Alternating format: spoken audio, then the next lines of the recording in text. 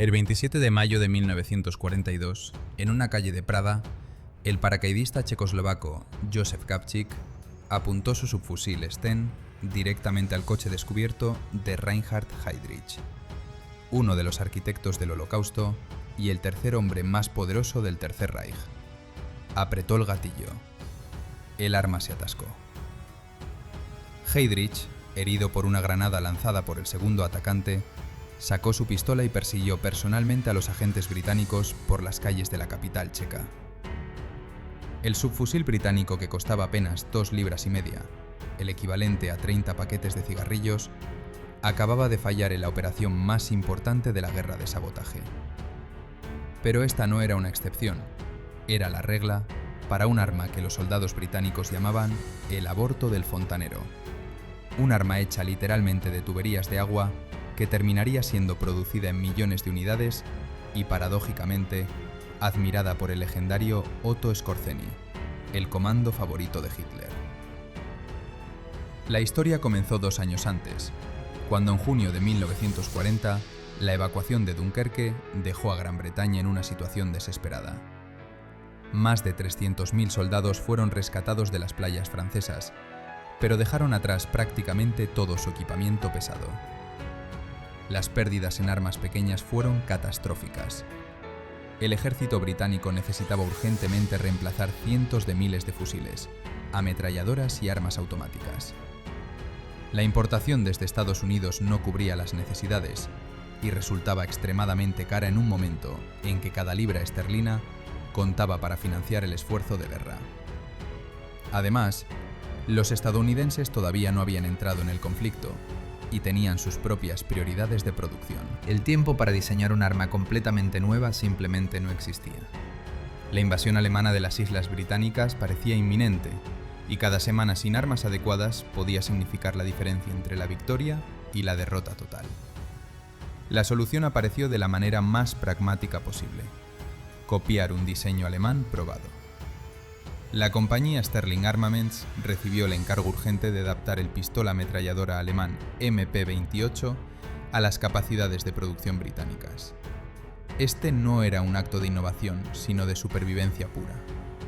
El MP-28 había demostrado su fiabilidad en la Primera Guerra Mundial y en los primeros años de la Segunda, y los británicos necesitaban algo que funcionara inmediatamente.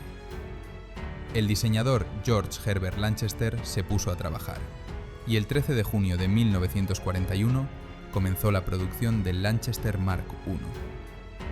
El nombre era modesto, casi humilde, pero el arma no lo era en absoluto. El Lanchester era todo lo contrario de lo que vendría después.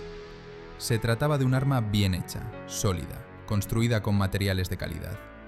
La culata y el guardamano de madera fueron copiados del fusil británico SMLE, el legendario Lee Enfield, que había servido en las trincheras de la Primera Guerra Mundial.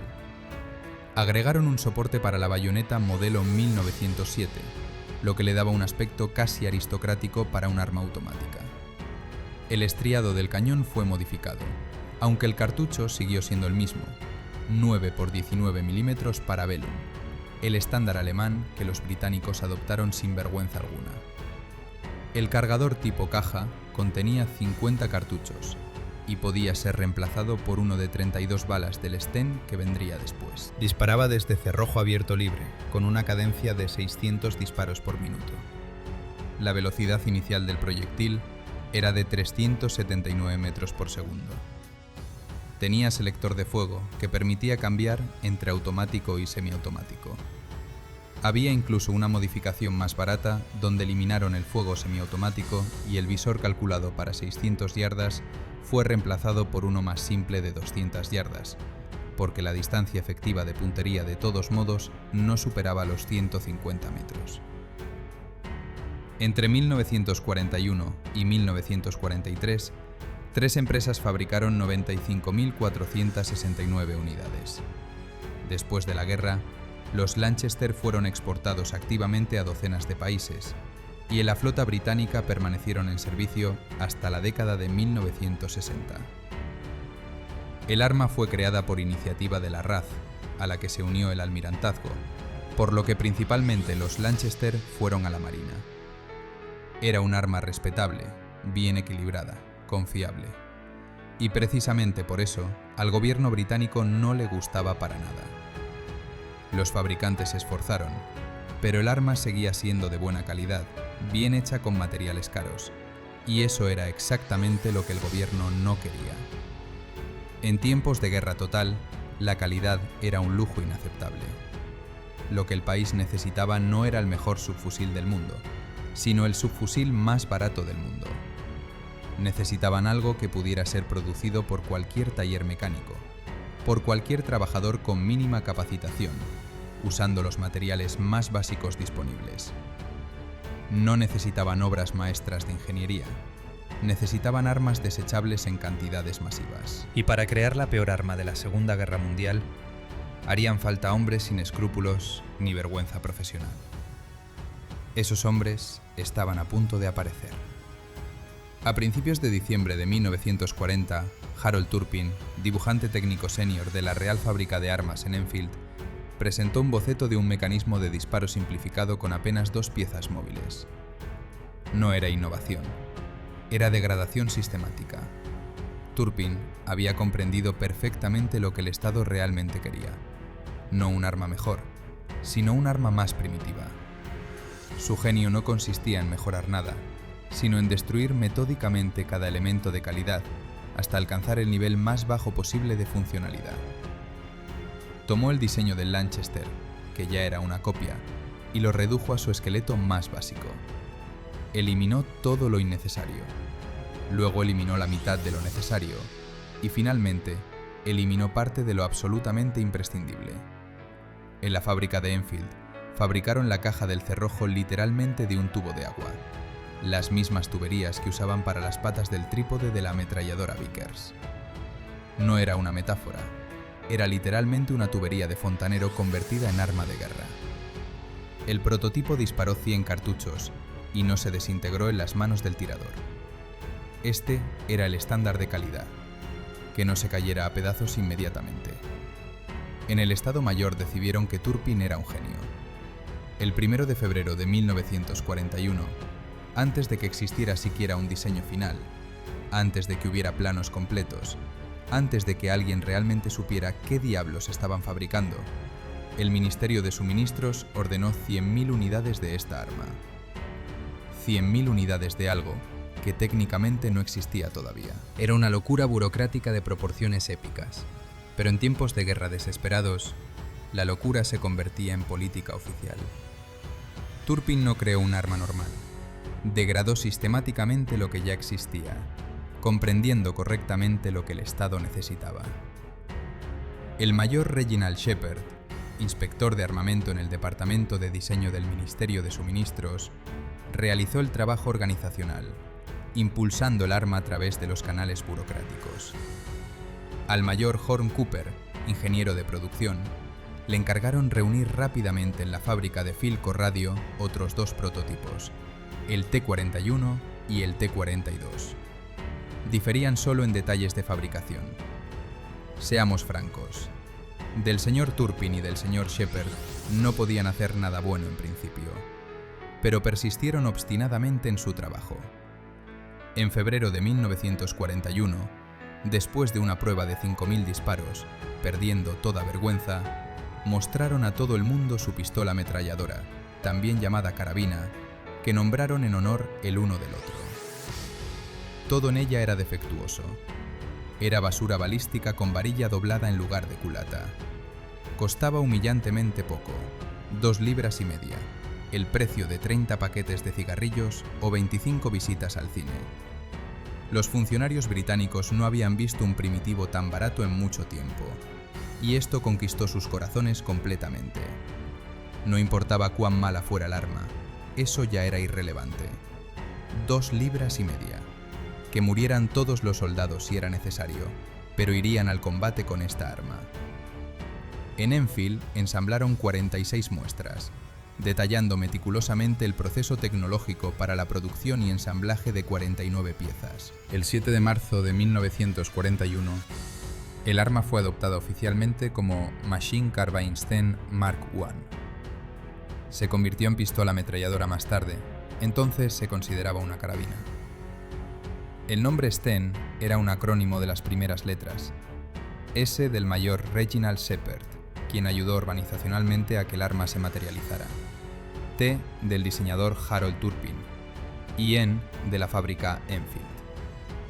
Pesaba 3 kilogramos 200 gramos. Disparaba desde cerrojo abierto libre con percutor fijo en el extremo. 500 a 600 disparos por minuto. Velocidad inicial del proyectil, 365 metros por segundo. Distancia efectiva de puntería, 60 metros. Apenas más que el lanzamiento de una granada. Selector de fuego automático y semiautomático. Podía estar presente o no dependiendo de la modificación, según el capricho del fabricante o la tacañería del contratista. El arma temía muchísimo al polvo y al hollín del disparo, por lo que se atascaba constantemente. El seguro era poco confiable. Se rediseñaba continuamente, pero las quejas sobre disparos accidentales al golpear o caer llegaban en un flujo interminable. El cargador tomado del Lanchester con 32 cartuchos se convirtió en una maldición, aunque en realidad todo en el arma era una desgracia. Estaba prohibido sujetar el cargador durante el disparo. Se suponía que la mano de apoyo debía sostener el guardamano, pero esto frecuentemente era impedido por el cargador que sobresalía lateralmente. Así que los soldados lo agarraban de todos modos, lo que debilitaba el pestillo del cargador, cambiaba el ángulo y provocaba fallos en la alimentación. Al sujetar el guardamano, la mano quedaba cerca de la ventana de eyección de casquillos y frecuentemente tocaba el cargador. En resumen, era difícil sostenerla Y nadie quería ni tocarla. La mira era simple. Apertura trasera, punto de mira frontal. Las simplificaron, las mejoraron, las hicieron torcidas en algunas partidas, pero en general el Sten disparaba chueco. La calidad de fabricación variaba enormemente entre fábricas y lotes, pero la soldadura tosca, las holguras excesivas y los desalineamientos eran cosa común. Como señalaban los soldados, cada Sten disparaba de manera diferente. Era una fiesta de inconsistencia. El Sten era aceptable como arma de emergencia en 1940, apenas tolerable con rechinar de dientes en 41, y constituía un sabotaje contra las propias tropas cerca de 42. En las tropas lo odiaban y lo llamaban el aborto del fontanero, la pesadilla del fontanero o el arma apestosa. Sin embargo, Otto Skorzeny, el legendario comando de las SS que rescató a Mussolini y se convirtió en el hombre más peligroso de Europa, pensaba completamente diferente. En sus memorias, escribió palabras que sonaban casi como una declaración de amor. Además del silenciador, el Sten tenía otras ventajas. Superaba en mucho las pistolas y ametralladoras alemanas por varias razones. Era mucho más rápido de fabricar y costaba significativamente menos que las nuestras, que ciertamente eran más precisas. El Sten podía caer al agua, a la nieve, al barro, y aún así funcionaba. Los nuestros no. Esta admiración de uno de los soldados más profesionales del Tercer Reich hacia el arma más despreciada de los aliados era la paradoja perfecta de la Segunda Guerra Mundial. Pero Reinhard Heydrich, el carnicero de Praga, el arquitecto de la solución final, no habría estado de acuerdo con Skorzeny. Volvamos a aquella mañana del 27 de mayo de 1942 en la curva de Holešovice. Josef Gabčík y Jan Kubiš, dos paracaidistas checoslovacos entrenados por los británicos, esperaban el Mercedes descapotable verde oscuro del Reichsprotector. Gabčík llevaba el Sten Mark II, Kubiš una granada especial antiblindaje. El plan era simple. Gabčík dispararía primero con el subfusil y si fallaba, Kubiš lanzaría la granada. El coche reducía velocidad en la curva cerrada. Gabčík salió de su escondite, apuntó desde apenas 5 metros de distancia, presionó el gatillo. Silencio. El Sten se atascó completamente. Heydrich, en lugar de ordenar al conductor acelerar, sacó su pistola Luger y se puso de pie en el coche para disparar personalmente al atacante. En ese momento Kubiš lanzó la granada que explotó contra la rueda trasera del Mercedes. Los fragmentos penetraron el asiento y se incrustaron en el cuerpo de Heydrich, pero no lo mataron instantáneamente. El Reichsprotector herido, con el arma en la mano, persiguió a pie a Gabčík durante varias cuadras por las calles de Praga, mientras el agente británico corría con su Sten inútil, colgando del hombro, como un recordatorio metálico de la incompetencia británica. Heydrich finalmente colapsó por la pérdida de sangre y fue llevado al hospital, donde moriría 8 días después de septicemia, pero no por el Sten que debió haberlo matado instantáneamente. El arma había fallado en el momento más crítico de toda la guerra de sabotaje europea. Los británicos habían planeado la operación Anthropoid durante meses. Habían entrenado a los mejores agentes, los habían lanzado en paracaídas sobre territorio enemigo, todo para que su arma maravilla los traicionara en el segundo que más importaba. El Sten era distribuido a 2 categorías opuestas de personal militar: tripulaciones de vehículos blindados, equipos de artillería, policía militar, unidades de retaguardia, es decir, aquellos que rara vez lo usaban y la baja calidad no les preocupaba mucho, y también a paracaidistas, exploradores, comandos, que necesitaban el arma más confiable y mejor posible. Este era precisamente el problema. Por eso aparecieron 6 modificaciones principales del Sten. En realidad no había diferencia de principio entre ellas, torcida y más torcida todavía. Pero las versiones de pequeña serie, Mark IIs y Mark VI, eran interesantes porque tenían silenciador, el mismo que tanto le gustó a Skorzeny. Al final de la guerra, los alemanes incluso copiaron el Sten para el Volkssturm, la última y desesperada milicia popular. La ironía era perfecta. El arma que los soldados británicos odiaban se convirtió en el modelo para el último suspiro militar del Tercer Reich. Entre 1941 y 1945, Inglaterra produjo 4.500.000 unidades. Permanecieron en servicio hasta la década de los 60, lo cual es completamente incomprensible. Después de la Segunda Guerra Mundial, se dispersaron por todo el mundo, se vendieron masivamente, se produjeron con licencia y sin ella, tuvieron múltiples variantes cuyo lugar correcto era el basurero. Los defectos del Sten eran tan obvios que el 7 de enero de 1944, el Departamento de Guerra emitió especificaciones para nuevas armas pequeñas, incluyendo una carabina automática. El Estado Mayor británico solicitó una nueva pistola ametralladora con peso no mayor a 2 kg 700 gramos, cartucho Parabellum, cadencia no mayor a 500 disparos por minuto y los primeros 5 disparos individuales en un cuadrado de 30 por 30 centímetros desde 91 metros. Prácticamente instantáneamente, apareció un prototipo terminado de George William Patchett, diseñador jefe de Sterling Arms Company. Cuando comenzó el diseño no se sabe con certeza, pero el 25 de septiembre de 1942, el prototipo realizó 412 disparos ante el Consejo de Armamento del Ejército Británico. En marzo de 43, el arma se comportó bien en arena, mal en barro y fallaba a 160 metros. El 12 de enero, Sterling recibió un contrato para fabricar 20 muestras experimentales que entregó al Consejo de Armamento el 28 de abril de 44. Hasta hoy, no se sabe con certeza sobre el uso de los prototipos en la Segunda Guerra Mundial. Fueron entregados a la Primera División Aerotransportada, pero 3 muestras, 067, 070 y 072, no fueron devueltas después de completar las pruebas de tropa en enero de 45, por lo que frecuentemente se supone que pudieron terminar en Arnhem, aunque no hay pruebas. En la colección del Museo Imperial de Guerra se encuentra una carabina automática Patchett Mark I con número de serie 078 del teniente coronel Dawson, con la cual pudo participar en la operación Infatuate de captura de la isla holandesa ocupada de Walcheren, el 1 de noviembre de 1944. Sin embargo, el primer lote terminaba en 073 y el segundo, ordenado en junio de 44, comenzaba con 080.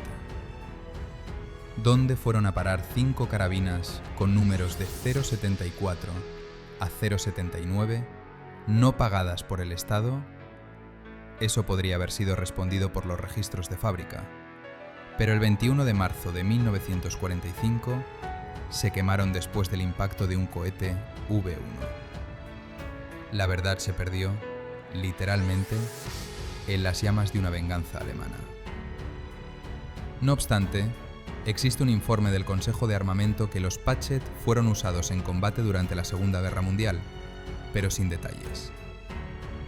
El Sterling finalmente entraría en servicio en 1953, superando a sus competidores en largas pruebas comparativas, demasiado tarde para cambiar la historia. Los subfusiles británicos durante la Segunda Guerra Mundial no brillaron precisamente.